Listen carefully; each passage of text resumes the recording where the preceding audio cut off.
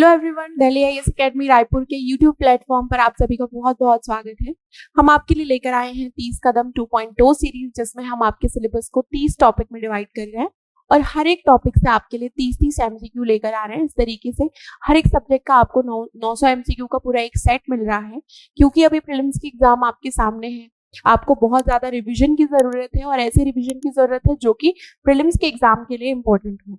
तो ये 30 कदम सीरीज आपके प्रीलिम्स के एग्जाम के लिए कारगर साबित होगा, क्योंकि इसमें हम हर एक टॉपिक को कवर कर रहे हैं जो सब्जेक्ट से रिलेटेड है, जहां से प्रश्न बनने की संभावना है, और हर एक टॉपिक से आपके लिए 30 एमसीक्यू लेकर आ रहे हैं और कोशिश कर रहे हैं कि हर एक एमसीक्यू जो है वो सारे एस्पेक्ट्स को क्या करे, कवर करे, जिससे आपका जो भी रिवीजन है वो बहुत अच्छे से हो जाए, प्रीलिम्स के लिए आप बिल्कुल तैयार हो जाए।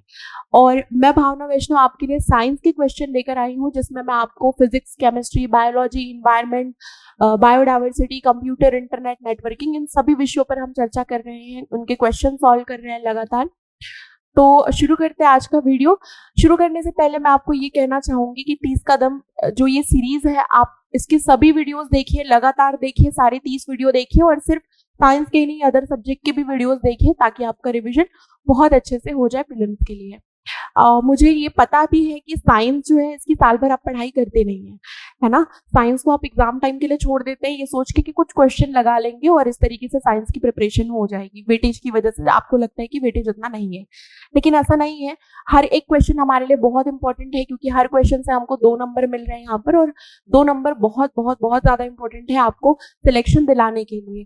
तो साइंस के क्वेश्चन बहुत इंपॉर्टेंट है। आपने अगर साल भर बिल्कुल पढ़ाई नहीं की है साइंस की, तो ये सीरीज जो है 30 कदम ये आप ही के लिए है। अगर आपने साल भर कोई पढ़ाई नहीं की है और आप अगर ये 30 कदम सीरीज देख रहे हैं साइंस का, तो आपकी पूरी साइंस की तैयारी हो जाएगी। हर एक वो पॉइंट, हर एक वो एरिया जहां से क्वेश्चन पूछे जाने की संभावना है, हमने वो सारे कवर किए हुए हैं। तो बिना देर किए शुरू करते हैं आज का ये वीडियो। तो आज का हमारा जो टॉपिक है वो है work, force, gravity, motion and laws. हम इन सभी विषयों पर आज के इस वीडियो में चर्चा करने वाले हैं। फिजिक्स का टॉपिक है ये। तो शुरू करते हैं पहले क्वेश्चन के साथ में। पहला क्वेश्चन बिल्कुल फैक्चुअल है। देखिए, ज्यादातर साइंस में हमको फैक्चुअल क्वेश्चन पूछे जाते हैं, बट फिर भी हमने कुछ स्टेटमेंट वाले, असर्शन वाले, हर टाइप के क्वेश्चन इसमें शामिल करने की कोशिश की है। आई होप आपको ये सीरीज बहुत बेनिफिशियल लगेगी। चलिए शुरू करते हैं। पहला क्वेश्चन है, what is the SI unit of work. Work की एसआई इकाई क्या है, यानी कि कार्य की एसआई इकाई क्या है। क्या न्यूटन है, जूल है, वॉट है, या पास्कल है? तो क्या है? जूल है। ठीक है। तो न्यूटन किसकी इकाई है भाई? न्यूटन फोर्स की इकाई है। ठीक है। इसके बाद वॉट किसकी इकाई है? पावर यानी कि शक्ति की इकाई है। पास्कल किसकी इकाई है? प्रेशर की इकाई है ना। तो यहाँ पर आ क्या जाएगा हमारा आंसर? जूल। जूल जो है वो आपके वर्क की एसआई यूनिट है। एसआई यूनिट हमने पिछली क्लास में भी पढ़ा था, है ना, बहुत इंपॉर्टेंट है एसआई यूनिट। हमने उसके पहले क्लास में भी पढ़ा था, तो आपको सारे एसआई यूनिट याद रखने हैं, यहाँ से प्रश्न बनने की संभावना ज्यादा रहती है। ठीक है। चलिए अगले सवाल की ओर आ जाते हैं। दूसरा सवाल है, work done is zero when. कार्य शून्य कब होता है? Force is zero. Force is zero. देखिए, कार्य क्या होता है? आपने किसी ऑब्जेक्ट पर या किसी एक बॉडी पर क्या कराया है? कोई फोर्स लगाया है। फोर्स लगाने पर उसमें जो भी डिस्प्लेसमेंट होता है, आप उसको क्या कहते हैं? उसका वर्क कहते हैं, कार्य कहते हैं। ठीक है। तो वर्क जीरो कब होगा ये पूछा जा रहा है। कब होगा? फोर्स जीरो होगा तब। आप कोई बल ही ना लगाएं, आप किसी ऑब्जेक्ट पर कोई बल ही ना लगाएं, तब भी कार्य जीरो होगा। ठीक है, ये तो सही लग रहा है हमको। फिर डिस्प्लेसमेंट इज जीरो। मान लो आपने किसी ऑब्जेक्ट पर बल लगाया, किसी वस्तु पर या किसी बॉडी पर, ठीक है, आपने क्या किया है? फोर्स अप्लाई किया है इसके ऊपर, लेकिन इसमें कोई भी आपको मूवमेंट दिखाई नहीं दिया, इसमें कोई भी डिस्प्लेसमेंट दिखाई नहीं दिया, विस्थापन दिखाई नहीं दिया, ये उसी जगह पर है जहां पर पहले था।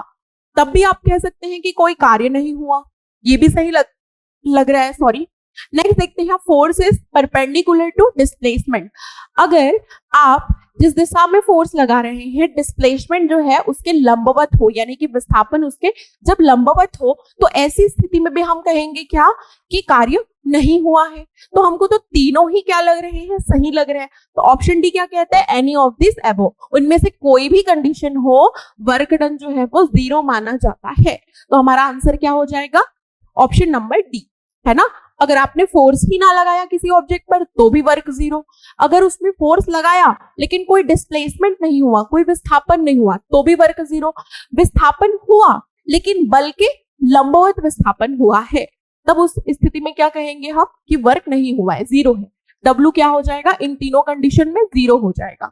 ठीक है, तो हमारा आंसर क्या आ जाएगा, ऑप्शन नंबर डी। चलिए नेक्स्ट क्वेश्चन है, वर्क इज अ, कार्य क्या होता है। आपने किसी ऑब्जेक्ट या बॉडी पर फोर्स लगाया, उसमें डिस्प्लेसमेंट हुआ, वो क्या है, उसका कार्य है। ठीक है, तो कार्य क्या होता है, वेक्टर क्वांटिटी। अब वेक्टर क्वांटिटी क्या होती है, वेक्टर क्वांटिटी क्या होती है, हिंदी में इसे क्या कहते हैं, सदिश। नाम से समझ में आ रहा है, सदिश यानी कि दिशा के साथ, तो इसमें क्या होगा, डायरेक्शन होता है। ऐसी राशि जिसका कोई डायरेक्शन होता है या दिशा होती है। एंड मैग्नीट्यूड, कोई इसका परिमाण होगा, मैग्नीट्यूड होगा। तो अगर ये दोनों हैं, उसकी कोई दिशा है या उसका कोई मान है, परिमाण है, तो उस दिशा, उस कंडीशन में आप कहेंगे कि वो एक वेक्टर क्वांटिटी है। ठीक है, जैसे वेलोसिटी, वेग, तो आप कहेंगे कि 10 मीटर क्या हुआ, इसका वेग जो है वो 10 मीटर पर सेकेंड है, किस दिशा में, नॉर्थ की दिशा में। ठीक है, आप ऐसा कहेंगे। तो आपने क्या बताया, यहाँ पे मैग्नीट्यूड बताया, उसका मान बताया और दिशा भी बताई कि नॉर्थ की दिशा में है। ठीक है, तो वेलोसिटी क्या हो जाएगी, एक वेक्टर क्वांटिटी हो जाएगी, यानी कि सदिश राशि हो जाएगी। ठीक है, लेकिन वहीं पर आप अगर स्केलर क्वांटिटी की बात करते हैं, यानी कि अदिश राशि की बात करते हैं, अदिश राशि क्या होती है, अदिश, अ मतलब कि नहीं और दिश मतलब कि दिशा, यानी कि इसकी कोई दिशा फिक्स नहीं होती है। इसमें डायरेक्शन के विषय में बात नहीं की जा रही है, इसमें सिर्फ परिमाण के विषय में बात की जा रही है, मैग्नीट्यूड के विषय में बात की जा रही है। तो इसका कोई मान होगा परंतु इसकी कोई दिशा नहीं होगी। जैसे कार्य, वर्क, मान लीजिए आपने कहा कि आपने 10 जूल कार्य किया है, परंतु किस दिशा में किया है ये कोई फिक्स नहीं है, कार्य किसी भी दिशा में हो सकता है। ठीक है, तो इसकी दिशा नहीं है परंतु इसका मान है, परिमाण है, तो आप इसे क्या कहेंगे, ये एक स्केलर क्वांटिटी है। तो वेक्टर और स्केलर समझ में आया आपको। तो यहाँ पर पूछा जा रहा है कि वर्क क्या है, एक स्केलर क्वांटिटी है। अब यहाँ पर दो और शब्द दिए हुए हैं, स्यूडो वेक्टर और टेंसर। तो स्यूडो वेक्टर क्या होता है, जिसका डायरेक्शन भी होगा और मैग्नीट्यूड भी होगा, लेकिन ये सर्कुलर मोशन में, जब इसकी दिशा होगी सर्कुलर मोशन में, तो हम उसको क्या कहेंगे, स्यूडो वेक्टर कहेंगे। फिर एक है टेंसर, तो टेंसर में डायरेक्शन भी होगा, मैग्नीट्यूड भी होगा, और ये डायरेक्शन अलग अलग बहुत सारी दिशाओं में होगा, और इसके साथ और भी कंपोनेंट ऐड हो जाएंगे, तो इसको हम क्या कहेंगे, टेंसर कहेंगे। तो आंसर हमारे यहाँ पे क्या हो जाएगा, स्केलर क्वांटिटी। वर्ग क्या है, एक अदिश राशि है ना, क्योंकि इसमें परिमाण होता है परंतु इसकी कोई दिशा नहीं होती, निर्धारित नहीं होती। ठीक है, दिशा का पता नहीं चलता वर्ग से, इसीलिए ये क्या है, एक स्केलर क्वांटिटी है। ठीक है, चलिए आ जाते हैं आगे। नेक्स्ट क्वेश्चन है, what is the definition of power in physics. भौतिकी में शक्ति की परिभाषा क्या होती है, क्या होती है, कार्य करने की क्षमता नहीं, कार्य करने की क्षमता को तो ऊर्जा कहते हैं, है ना। फिर the rate at which work is done, ये कुछ सही लग रहा है हमको, मतलब कि वो दर जिस पर कार्य जो है वो किया जाता है, या वो दर जिसमें ऊर्जा कंज्यूम की जा रही है, वो इलेक्ट्रिक पावर हो जाएगा। इलेक्ट्रिसिटी में हमने पढ़ा था कि जिसमें इलेक्ट्रिक एनर्जी कंज्यूम की जा रही है उस दर को हमने क्या कहा था, इलेक्ट्रिक पावर कहा था। बट हम सिर्फ अगर पावर की बात करें तो वह दर जिस पर कार्य किया जाएगा वो क्या होगी, पावर कहलाएगी या शक्ति कहलाएगी। ठीक है, तो हमारा आंसर क्या हो जाएगा, ऑप्शन नंबर बी। ठीक है, चलिए आगे बढ़ते हैं। What is the SI unit of power. अब शक्ति की एसआई यूनिट हमको बतानी है क्या होता है। हमने ये पहली क्लास में सेकंड क्लास में पढ़ा हुआ था, इलेक्ट्रिसिटी जब हमने पढ़ा था, इलेक्ट्रिक पावर पढ़ा था तब, कि क्या होता है इसका एसआई यूनिट, वॉट होता है। याद रखना है, न्यूटन किसका बताया था, बल का बताया था, जूल जो है वो वर्क का और एनर्जी का बताया था, पास्कल जो है वो प्रेशर का, वॉट जो है वो किसका है, एसआई यूनिट, पावर का एसआई यूनिट है। ये याद रखना। देखिए मैं बार बार बोल रही हूँ, एसआई यूनिट को बहुत अच्छे से पढ़ना है, ध्यान में रखना है, यहाँ से प्रश्न बनने की संभावना होती है और बहुत आसान है, फैक्चुअल है, टू द पॉइंट पूछा जाता है, 2 नंबर बहुत आसानी से मिलते हैं। चलिए आ जाते हैं अगले सवाल की ओर। क्वेश्चन है, work done by a conservative force on a close path is always zero. अब कंजर्वेटिव फोर्स क्या होता है, संरक्षी बल जिसे हम कह रहे हैं। कंजर्वेटिव फोर्स वो फोर्स होता है जो क्या होता है, जिसमें इनिशियल पॉइंट और फाइनल पॉइंट जो है वो ही मैटर करता है। यानी कि आपने कहां से शुरू किया और कहां पर लाकर खत्म किया, सिर्फ वो मैटर करता है। किस दिशा में आपने बल लगाया ये मैटर नहीं करता। यानी कि बल की पाथ या रास्ता जो है वो मैटर नहीं करता, ठीक है। इसमें सिर्फ इनिशियल पॉइंट और फाइनल पॉइंट जो है वो मैटर करता है। ऐसे बल को हम क्या कहते हैं, कंजर्वेटिव फोर्स कहते हैं। अब यहाँ पर बोला जा रहा है कि क्लोज्ड पाथ, एक बंद रास्ता है जहां पर आप कंजर्वेटिव फोर्स लगा रहे हैं तो वर्क डन हमेशा 0 होता है। ये सत्य है या झूठ है? देखिए, आप इमेजिन कीजिए कि आप क्या कर रहे हैं, आप एक पर्वत की चढ़ाई कर रहे हैं। तो किसी बिंदु से आपने शुरू किया, अब आपने एक पर्वत पर चढ़ाई की, ठीक है। अब आप पर्वत पर चढ़ गए, यानी कि आपने क्या किया, अपवर्ड आपने फोर्स लगाया, ठीक है, ऊपर की डायरेक्शन में फोर्स लगा और आप पर्वत पर चढ़ गए। अब आप वापस से जिस जगह में खड़े थे उसी जगह में आए, लेकिन दूसरा रास्ता तय करके आए, ठीक है। तो आपने क्या किया, डाउनवर्ड फोर्स लगाया और आप नीचे आ गए, लेकिन जिस पॉइंट पर खड़े थे उसी पॉइंट पर वापस आ गए, भले ही कोई भी रास्ता आप फॉलो करके आए। तो जो बल लगा वो कौन सा बल था, कंजर्वेटिव बल, ठीक है। और ये क्लोज पाथ था, आपने जहां से शुरू किया वहीं पर आकर खत्म किया, तो वर्क डन क्या हो गया, 0 हो गया।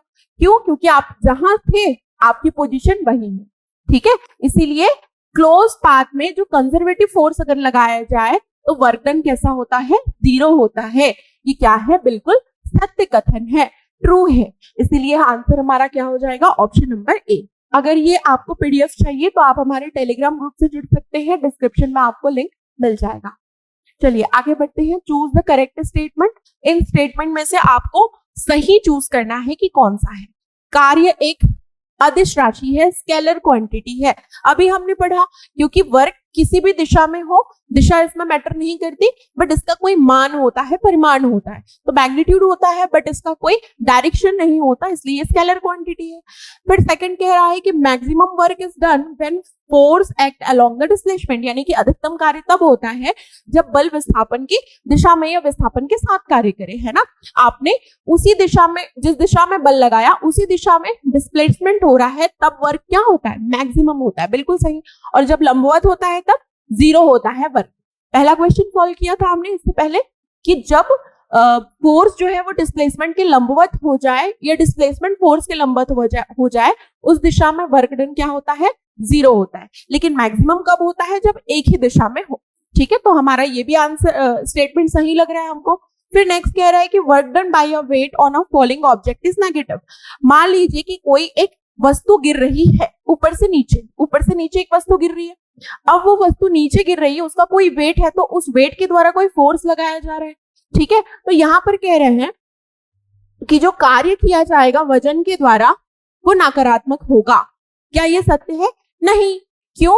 क्योंकि यहाँ पर जो फोर्स लग रहा है वो कौन सा है, ग्रेविटेशनल फोर्स। पृथ्वी की ओर वो खींच रहा है, ऊपर से नीचे गिर रहा है, मतलब उस पर ग्रेविटेशनल फोर्स काम कर रहा है। अब वो जो ग्रेविटेशनल फोर्स काम कर रहा है वो किस दिशा में काम कर रहा है, उसी विस्थापन की ही दिशा में, क्योंकि वो नीचे ही आएगा, पृथ्वी की ग्रेविटी की ओर खींचेगा। इसीलिए वो कैसा होगा, पॉजिटिव होगा, नेगेटिव नहीं होगा।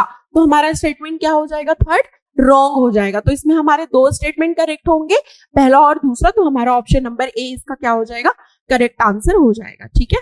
देखिए, हम जब भी साइंस के क्वेश्चन सॉल्व करें तो तुरंत तुक्के नहीं मारना है हमको, ठीक है। थोड़ा सा लॉजिक लगाना है कि प्रश्न में पूछ क्या रहा है, थोड़ा सा इमेजिनेशन हमको बढ़ाना है, इमेजिन करना है कि अगर ऐसा हो तो क्या होगा, ठीक है। फिर सॉल्व करना है, बहुत आसानी से सॉल्व हो जाएगा। ये बहुत बेसिक क्वेश्चन है। चलिए आगे बढ़ते हैं। और यहीं से पूछे जाते हैं, ऐसे ही सवाल आपसे पूछे जाते हैं, कंडीशन वाले सवाल आपसे पूछे जाते हैं, ठीक है। चलिए अगला सवाल है, Newton first law is called.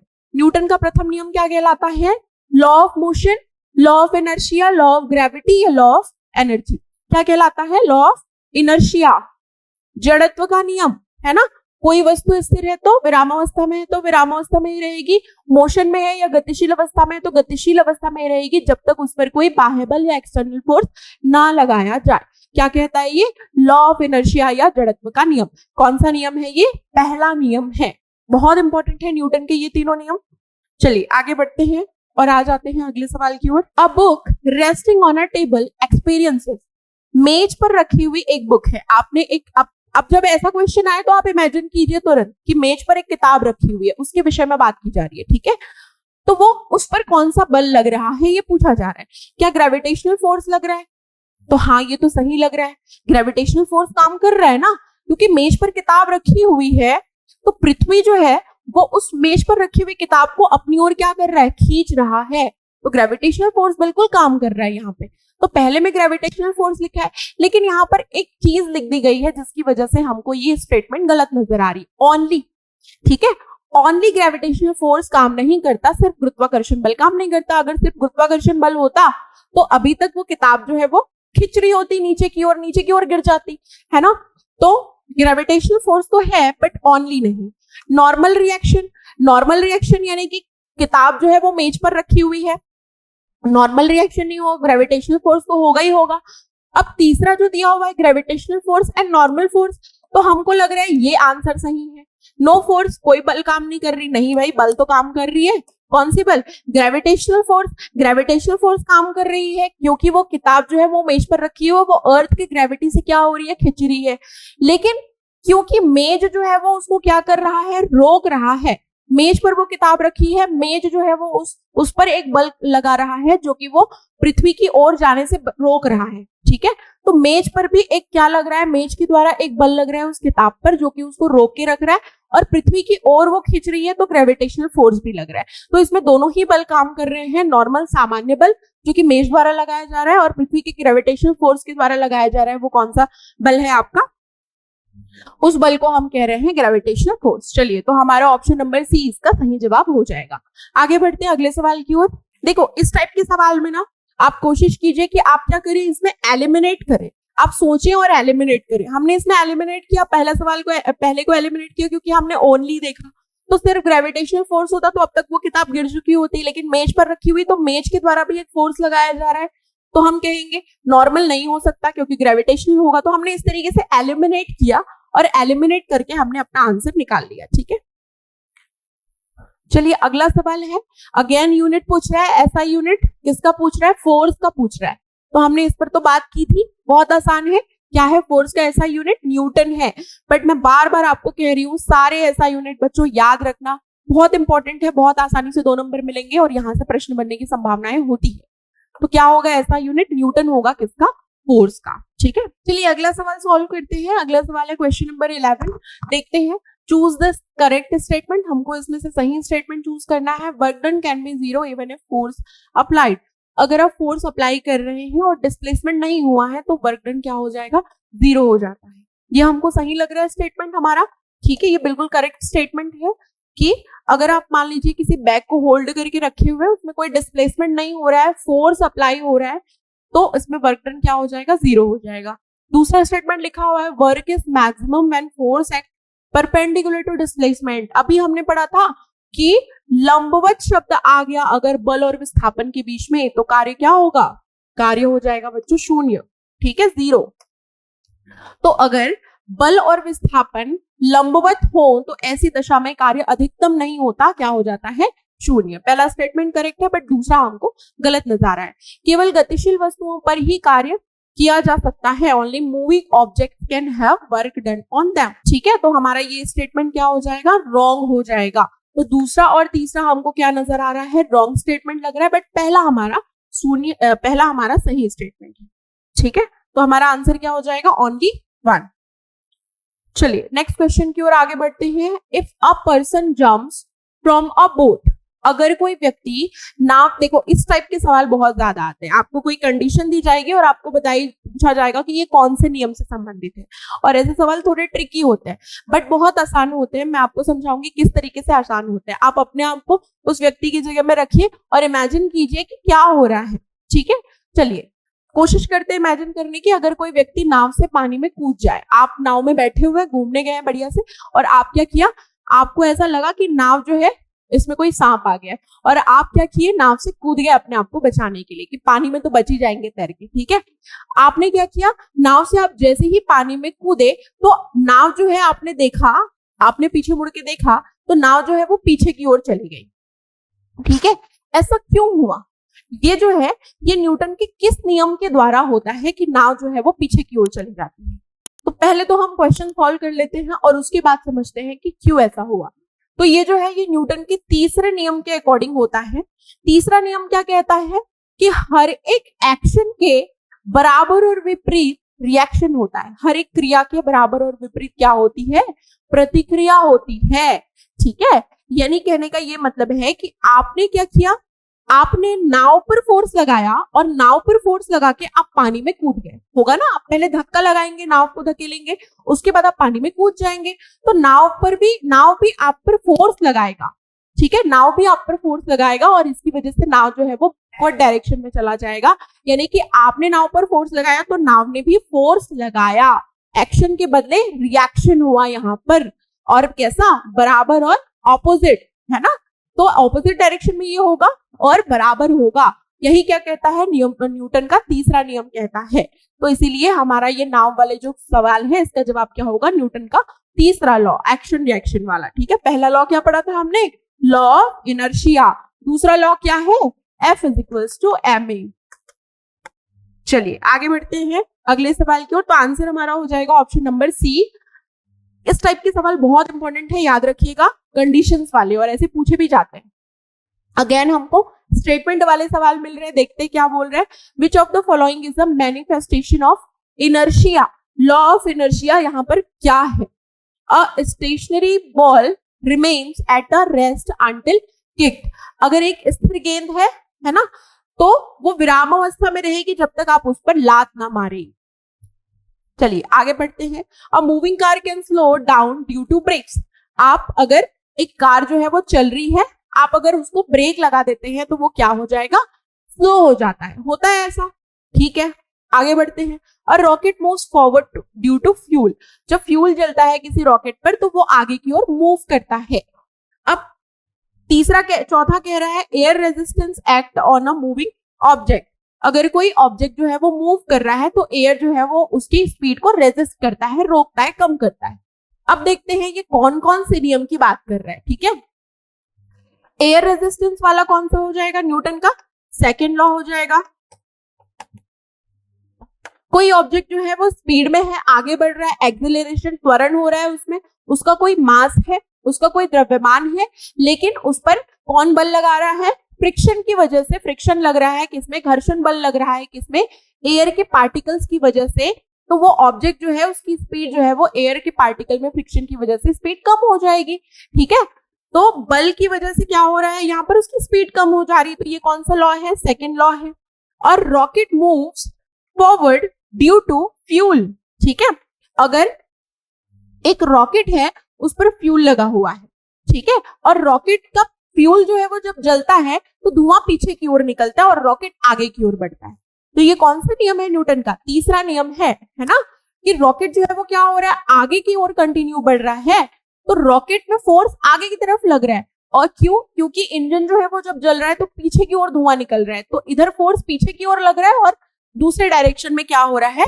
Rocket जो है वो आगे बढ़ रहा है। ठीक है, तो ये तीसरा हो जाएगा। ये भी नहीं होगा, इनर्शिया तो पहला है। ठीक है, उसके बाद आगे बढ़ते हैं अगले स्टेटमेंट की ओर। A moving car slow down due to brakes. ठीक है, आप जब ब्रेक लगाते हैं तो एक कार जो है वो मूव करते रहती है, वो क्या हो जाती है? स्लो हो जाती है। तो ये भी कौन सा लॉ है? सेकेंड लॉ है ना। आप ब्रेक लगा रहे हैं यानी कि बल दे रहे हैं जो कि उसकी स्पीड को क्या कर रहा है? कम कर रहा है। तो यहाँ पर ये भी क्या हो जाएगा? सेकेंड लॉ हो जाएगा। तो ये भी नहीं होगा। अब यहाँ पर तो इनर्शिया यानी कि फर्स्ट लॉ की बात कर रहे हैं। तो यहाँ पर देखते हैं, एक कोई बॉल है जो कि विरामावस्था में है, तो वो विरामावस्था में रहेगी जब तक कि उस पर आप लात नहीं मारेंगे। अगर कोई ऑब्जेक्ट स्थिर अवस्था में है तो वो स्थिर में ही रहेगी, मोशन में है तो मोशन में ही रहेगी जब तक उस पर कोई बाह्य बल, तो लात क्या है आपका? बाह्य बल है। तो ये क्या हो जाएगा? इनर्शिया को फॉलो कर रहा है हमारा स्टेटमेंट ए। तो हमारा क्या हो जाएगा? आंसर ए हो जाएगा। ठीक है, चलिए आगे बढ़ते हैं और आ जाते हैं अगले सवाल की ओर। Newton second law can also be expressed as, statement पहला दिया है, the rate of change of velocity is proportional to force. The rate of change of velocity is proportional to force. क्या ये होगा? नहीं। The acceleration of a body is directly proportional to the net force acting on it and inversely proportional to its mass. बिल्कुल सही। ठीक है, F is equal to m ए पढ़ते हैं हम, ठीक है। तो यहाँ पर ये कह रहा है कि acceleration of a body is directly proportional to the net force. Force की डायरेक्टली प्रोपोर्शनल क्या होगा? एक्सेलरेशन। एक्सेलरेशन इज ए त्वरण एंड फोर्स इज बल। तो बल के अनुक्रमानुपाती है एक्सेलरेशन, और यहाँ पर ये कह रहा है कि it inversely proportional to its mass, और मास की क्या हो जाएगा? इनवर्सली प्रोपोर्शनल हो जाएगा, ठीक है। अगर एक्सेलरेशन की वैल्यू निकाले तो F अपॉन एम ए, ठीक है। तो पिंड का त्वरण उसके मास के इनवर्सली प्रोपोर्शनल है और उसके फोर्स के डायरेक्टली प्रोपोर्शनल होता है, यानी कि फोर्स के अनुक्रमानुपाती परंतु उसके द्रव्यमान के व्युत्क्रमानुपाती होता है। यही होता है F is equal to m a. हमने A को इधर ट्रांसफर, M को इधर ट्रांसफर कर दिया, A बराबर F अपॉन M आ गया। तो हमारा आंसर क्या हो जाएगा? Option number B. क्या है? सेकेंड लॉ जो है वो यही कहता है कि द एक्सेलरेशन ऑफ बॉडी यानी कि पिंड का त्वरण उस पर लगने वाले शुद्ध बल के अनुक्रमानुपाती और उसके द्रव्यमान के व्युत्क्रमानुपाती होता है, ठीक है। चलिए आगे बढ़ते हैं अगले सवाल की ओर। अगला सवाल है choose the correct one. When a car accelerate suddenly passenger are pushed backward in the seat. जब कार अचानक से गति बढ़ाती है तो आप पीछे की ओर धक्का खाते हैं। होता है अचानक से स्पीड बढ़ाओ, आप बाइक पर भी बैठे होते हैं तो अचानक से अगर बाइक की स्पीड बढ़ जाए तो आप बिल्कुल पीछे हो जाते हैं। होता है ऐसा ट्रेन में भी होता है। अचानक ट्रेन रुकी हुई, अचानक ट्रेन जो है वो चलने लगती है तो आप सीट पे ऐसे पीछे की ओर धक्का खाते हैं। ऐसा क्यों होता है? क्यों होता है ऐसा? लॉ ऑफ इनर्शिया की वजह से, है ना। बिल्कुल होता है। लॉ ऑफ इनर्शिया मतलब कि जड़त्व का नियम क्या कहता है? अगर आप स्थिर है तो स्थिर रहेंगे, मोशन में है तो मोशन में रहेंगे, जब तक कि कोई बाह्य बल ना लगाया जाए। अचानक से क्या होगा? देखो कार की स्पीड बढ़ गई, है ना, तो जो मोशन आपकी बॉडी का था उस मोशन में क्या आ गया? परिवर्तन आ गया, चेंज आ गया। भाई जिस स्पीड में कार चल रही थी आपका शरीर भी तो उसी स्पीड में था ना, है ना, समान स्पीड से आप आगे बढ़ रहे थे। अब अचानक से कार की स्पीड बढ़ गई, तो कार की जब स्पीड बढ़ गई तो आपके शरीर में क्या आ गया? मोशन चेंज हुआ। लेकिन आपका जो पहले मोशन था आपका शरीर उसी मोशन में रहना चाहेगा, क्योंकि आपने बल किस पर लगाया है? एक्सेलरेट किसको किया है? कार को किया है, अपने शरीर को नहीं। तो आपका शरीर क्या करेगा? परिवर्तन का विरोध करेगा। यही कहता है जड़त्व का नियम। इसीलिए आप आगे की ओर झुक जाएंगे। अचानक कार रुकेगी तो पीछे की ओर झुक जाते हैं, ठीक है। सॉरी, अचानक ब्रेक होगा तो आगे की ओर झुक जाएंगे और अचानक गति बढ़ेगी तो आप पीछे की ओर झुक जाते हैं, ठीक है। तो हमारा स्टेटमेंट क्या है? वन जो है वो करेक्ट है, ठीक है।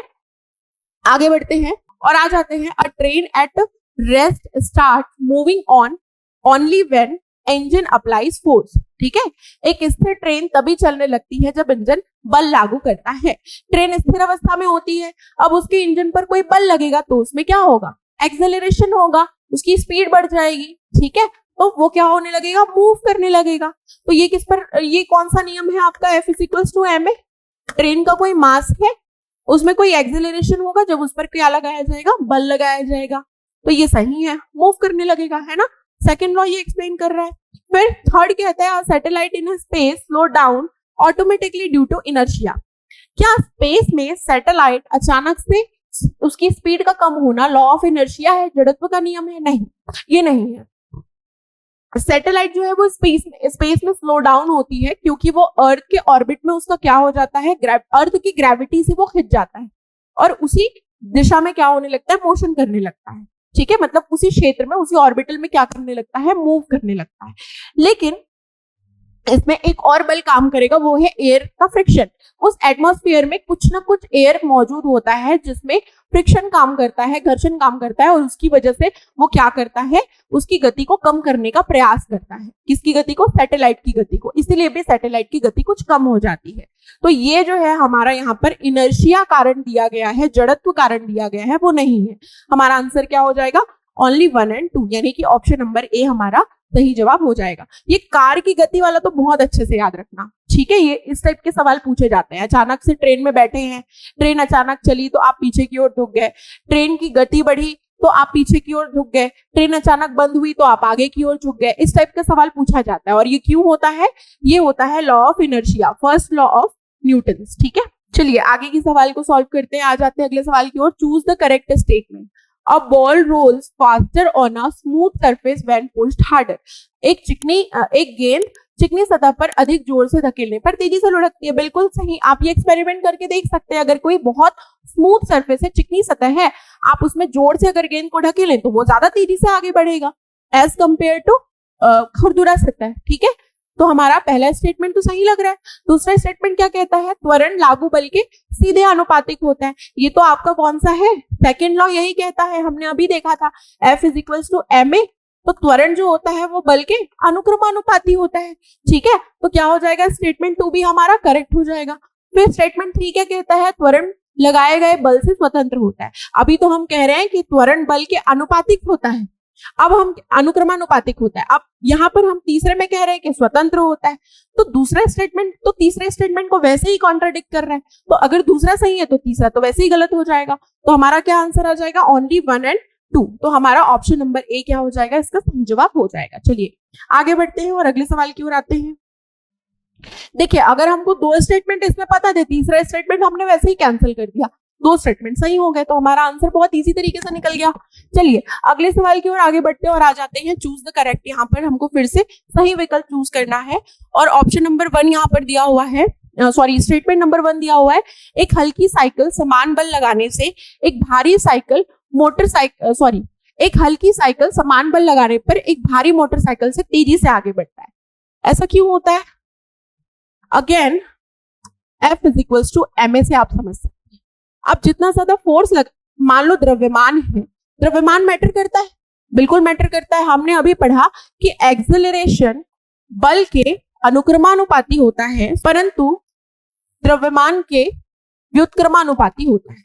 यानी कि आप उसमें एक्सेलरेशन उतना ज्यादा, आप फोर्स कितना भी लगाएं आप, उसमें एक्सेलरेशन क्या होगा, आप फोर्स ज्यादा लगाएंगे तो एक्सेलरेशन बढ़ेगा, परंतु द्रव्यमान ज्यादा होगा तो एक्सेलरेशन कम हो जाएगा, है ना। तो हमारा क्या हो जाएगा, स्टेटमेंट 1 करेक्ट हो जाएगा। हल्की साइकिल जो होगी, अगर उस पर उतना ही फोर्स लगाए तो वो ज्यादा आगे तक जाएगी स्पीड, लेकिन भारी मोटरसाइकिल होगी और साइकिल जितना ही अगर आप उस पर बल लगा रहे हैं तो वो ज्यादा दूर नहीं जाएगी, ठीक है, तेजी से आगे नहीं बढ़ेगी। क्योंकि यहाँ पर क्या हो रहा है, एक्सेलरेशन मास के यानी द्रव्यमान के व्युत्क्रमानुपाती, द्रव्यमान ज्यादा तो एक्सेलरेशन कम, द्रव्यमान कम तो एक्सेलरेशन ज्यादा, ठीक है। तो ज्यादा द्रव्यमान वाला जो है वो तेजी से आगे नहीं बढ़ेगा। तो स्टेटमेंट 1 जो है वो करेक्ट है। स्टेटमेंट 2 में आ जाते हैं, समान त्वरण के लिए भारी वाहन को अधिक बल की आवश्यकता होती है। समान त्वरण के लिए भारी वाहन को अधिक बल की आवश्यकता होती है, बिल्कुल सही। अगर वाहन क्या है, बहुत भारी है, हैवी है, और आपको उसके लिए क्या चाहिए, ठीक ठाक एक्सेलरेशन चाहिए कि आगे वो तेजी से बढ़े, तो उसके लिए आपको ज्यादा फोर्स लगाना होगा, है ना। जितना ज्यादा फोर्स उतना ज्यादा एक्सेलरेशन, जितना ज्यादा एक्सेलरेशन उतना मास कम होना चाहिए, ठीक है। तो हमारा स्टेटमेंट 2 भी क्या है, सही है। फिर तीसरा क्या कहता है, त्वरण द्रव्यमान से स्वतंत्र होती है।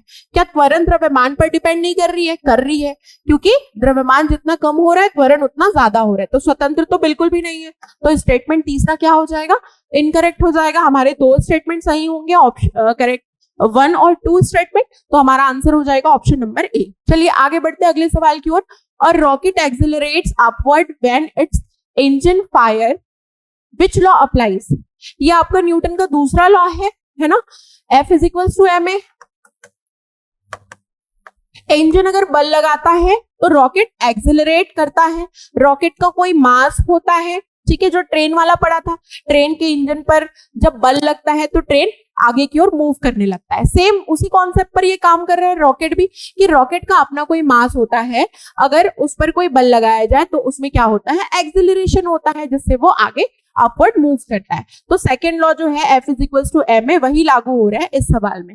इस टाइप के क्वेश्चन, प्रैक्टिकल क्वेश्चन बहुत ज्यादा पूछे जाते हैं, ट्रेन से रिलेटेड, बस से रिलेटेड, मोटरसाइकिल से रिलेटेड, रॉकेट सैटेलाइट से रिलेटेड, ऐसे ही क्वेश्चन इस पूरे चैप्टर में पूछे जाते हैं। तो हमने कोशिश की हम ज्यादा से ज्यादा इन क्वेश्चन को सॉल्व करें, ताकि आपका दिमाग जो है वो खुल जाए इन क्वेश्चन को कैसे सॉल्व करना है उसके लिए, ठीक है। हमको बस कुछ नहीं करना, जो लॉ कहता है उसको अप्लाई करके देखना है कि सेकंड लॉ अप्लाई होगा, इनर्शिया अप्लाई हो रहा है, या फिर थर्ड लॉ अप्लाई हो रहा है। तो इसमें एक्शन रिएक्शन का तो कोई बात नहीं हो रहा है, इसमें इनर्शिया का कोई कॉन्सेप्ट ही नहीं है, तो सेकंड लॉ ही होगा, ऑब्वियस सी बात है, क्योंकि यहाँ पर बल की बात कर रही है और गति की बात कर रहे हैं, ठीक है।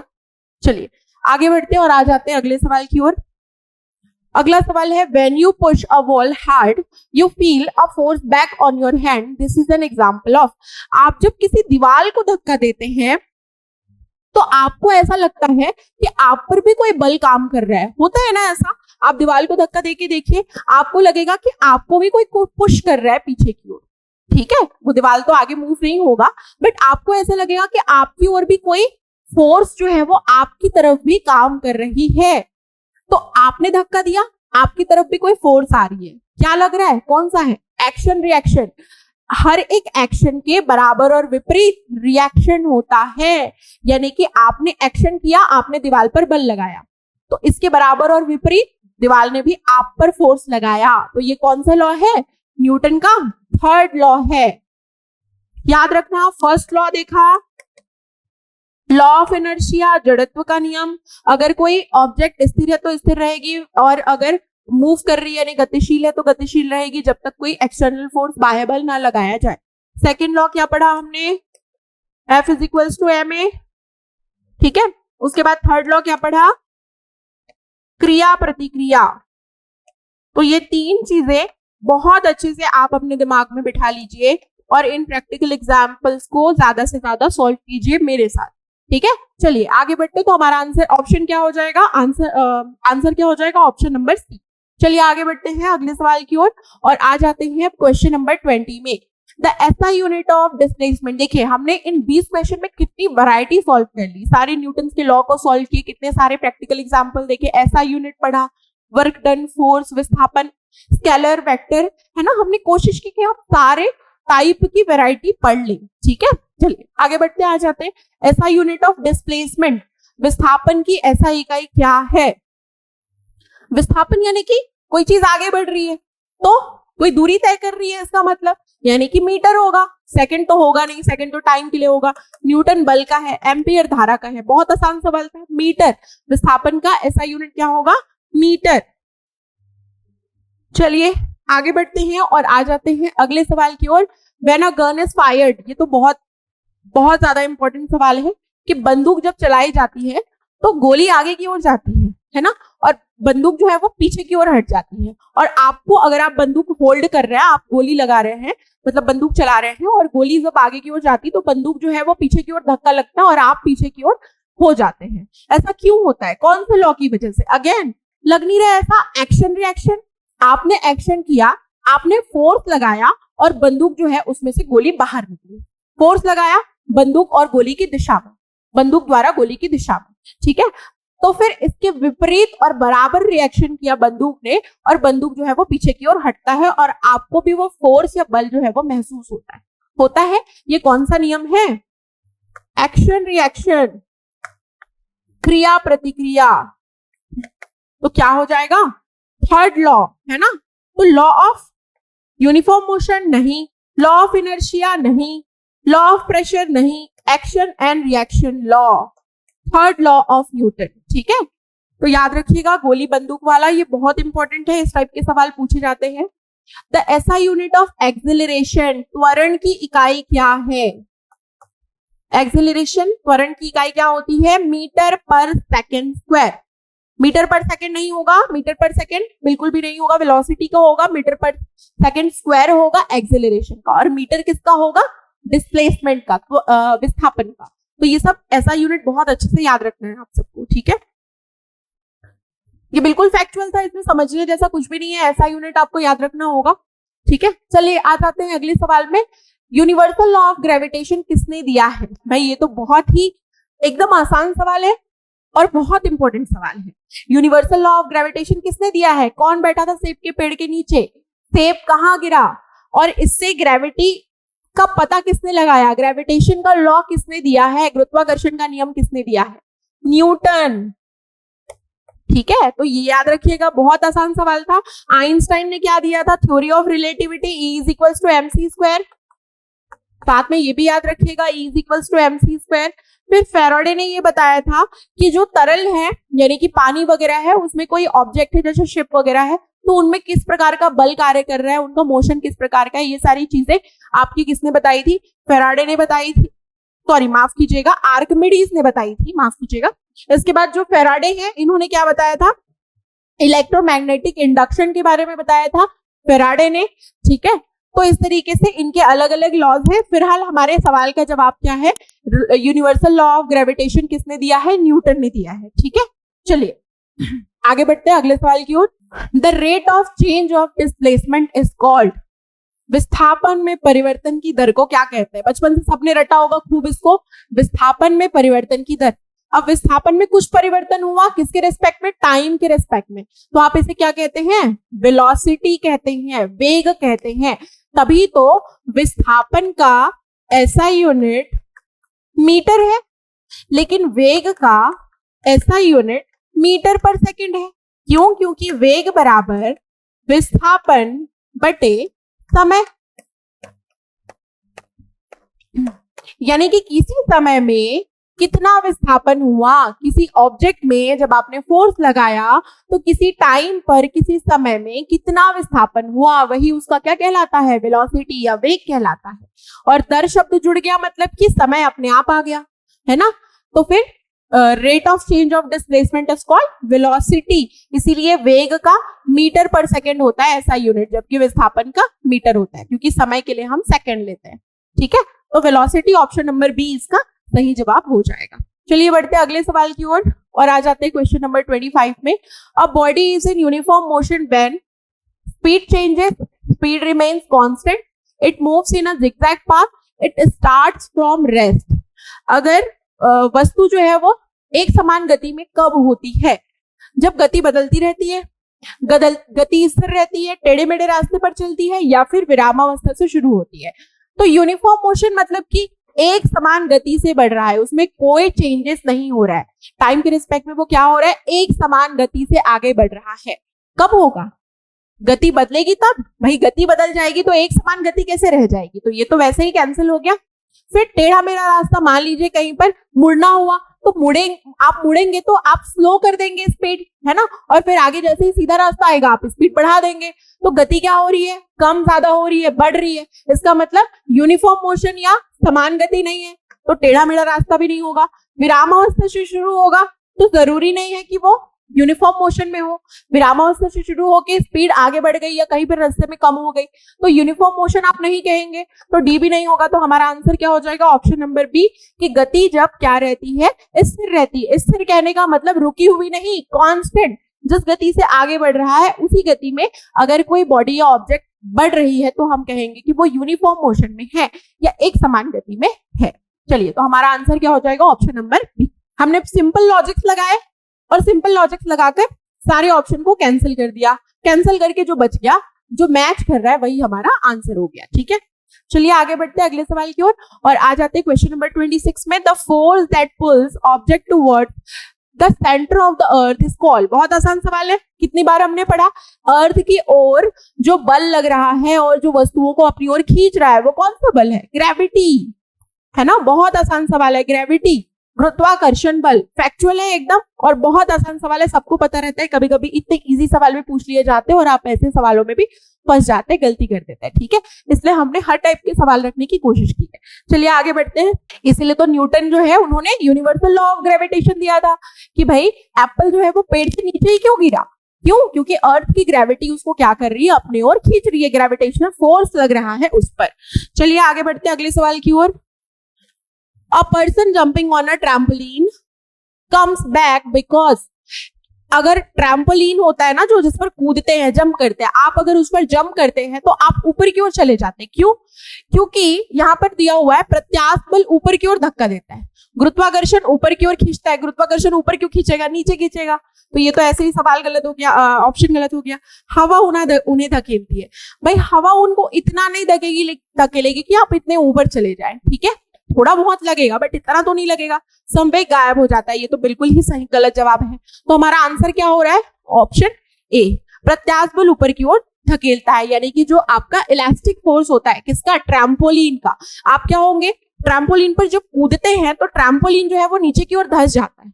जब वो नीचे की ओर धंसा मतलब आपने ट्रैम्पोलिन पर क्या लगाया, एक बल लगाया, तो ट्रैम्पोलिन पर एक दूसरा बल कार्य करता है, इलास्टिक फोर्स। वो इलास्टिक फोर्स क्या करेगा, ऊपर की ओर आपको धक्का देगा, इसलिए आप क्या हो जाते हैं, ट्रैम्पोलिन में जब कूदते हैं तो आप ऊपर की ओर वापस चले जाते हैं, प्रत्यास्थ बल की वजह से, इलास्टिक फोर्स की वजह से, जो कि किस पर काम कर रहा है, ट्रैम्पोलिन पर कर रहा है। ठीक है, चलिए अगले सवाल की ओर आ जाते हैं। Why does a hot air balloon rise? एक गर्म वायु का गुब्बारा ऊपर क्यों उठता है? बहुत आसान सवाल है। क्योंकि गर्म वायु के, आपने देखा ना, गर्म वायु का गुब्बारा क्या होगा, ऊपर उठने लगता है अपने आप। क्यों? क्योंकि गर्म वायु क्या होगी, हल्की होगी as compare to cold air. ठंडी वायु के कंपैरिजन में गर्म वायु कैसी होती है, हल्की होती है, और हल्की चीज क्या होने लगती है, ऊपर उठने लगती है। बहुत आसान सवाल था, ऑप्शन नंबर बी इसका सही जवाब होगा। ठीक है, गुरुत्वाकर्षण घटेगा तो नहीं, बिल्कुल भी घटेगा। क्यों? गर्म वायु में द्रव्यमान घटेगा नहीं, द्रव्यमान वही रहता है ना, क्योंकि अंदर जितनी वायु होगा, गर्म होगा, उतना ही तो ठंडा भी होगा। लेकिन क्योंकि क्या होता है, गर्म वायु जो होती है वो हल्की होती है ठंडे के कंपेयर में, इसीलिए वो ऊपर उठने लगती है।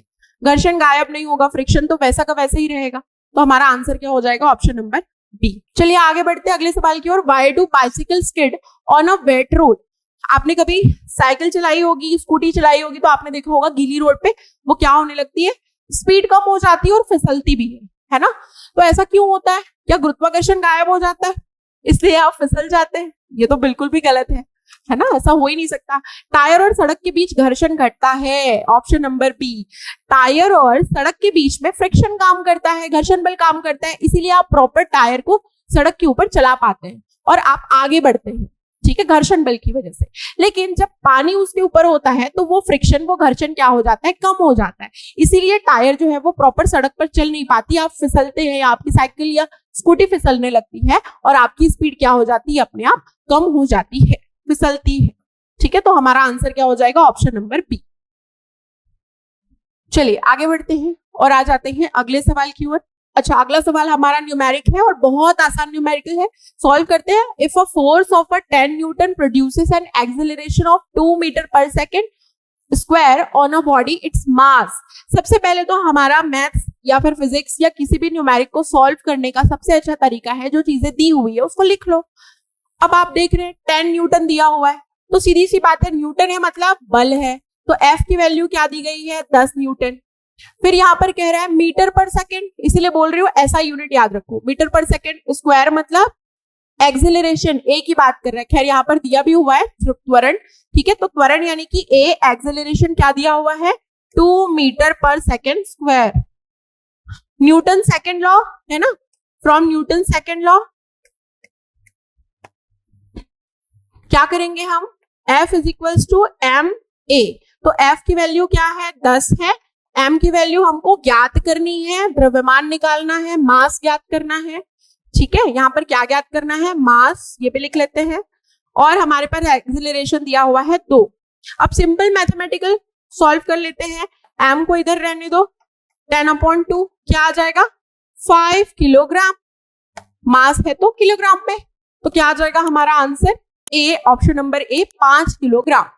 ठीक है, सही जवाब होगा ऑप्शन नंबर ए। बहुत आसान है, न्यूटन के सेकंड लॉ से हमने सिंपल मैथमेटिकल फॉर्मूला लगाया और सिंपली सॉल्व कर लिया। ठीक है, सबसे पहले आप न्यूमेरिक में यही याद रखना है, जो दिया हुआ है वो लिख लो, साइड में क्या ज्ञात करना है वो लिख लो, सिंपल फॉर्मूला लगाओ और सॉल्व कर लो। बहुत आसान था। ठीक है, तो आंसर क्या हो जाएगा, ऑप्शन नंबर ए।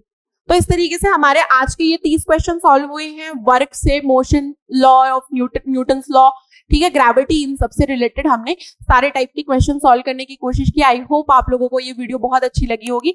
इसी तरीके से हमारे साथ 30 कदम वीडियो में आप बने रहिए। अगले 30 क्वेश्चन के साथ हम लेकर आएंगे वापस से आपके लिए अगला वीडियो। तब तक के आप देखते रहिए 30 कदम ये series. Thank you so much.